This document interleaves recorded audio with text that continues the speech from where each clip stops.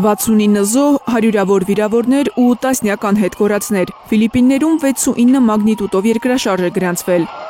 Ամենաուժեղ ցնցումները զգացվել են զբոսաշրջային 3.4 միլիոն բնակչություն ունեցող Սեբու կղզում։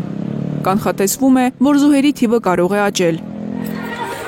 Երկրաշարժն ավերել է Ֆիլիպինների 139-ամյա կաթոլիկ եկեղեցին։ Էպիկենտրոնում ու հարակից բնակավայրերում փրկարարներն ամբողջ գիշեր աշխատել են։ Առաջին ցնցումից հետո մինչև լուսաբաց տարածքում առնվազն 379 հետ ցնցում է եղել Ֆիլիպինների հրաբխագիտության և սեյսմոլոգիայի ինստիտուտի տվյալներով։ Փրկարարների գիշերային աշխատանքը դժվարացել է էլեկտրաէներգիայի անջատման պատճառով։ Փլատակներում ողջ մնացածներին որոնելու աշխատանքին միացել է Ֆիլիպինների բանակը, ոստիկանությունը, կամավորներ, շներ։ Կառավարությունը կոչ է արել Սեբուի բնակիչներին հեռու մնալ ծովափից և չմոտենալ իրենց տներին առանց հրահանգի։ Ֆիլիպիններում արտակարգ դրություն է հայտարարվել, հիվանդանոցները ծանրաբեռնված են։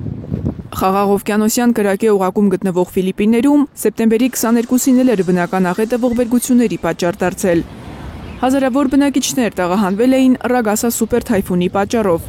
11 մարդ մահացել էր։ Մարիամ Ամիրջանյան, Հարություն Մաթևոսյան, Հայլուրի համար։ Հայաստանում և աշխարհում տեղի ունեցող իրադարձությունների մասին առաջինն իմանալու համար բաժանորդագրվեք մեր ալիքին, սեղմեք զանգակը, որ բաց չթողնեք ամենահրատապը, ամենակարևորն ու հետաքրքիրը։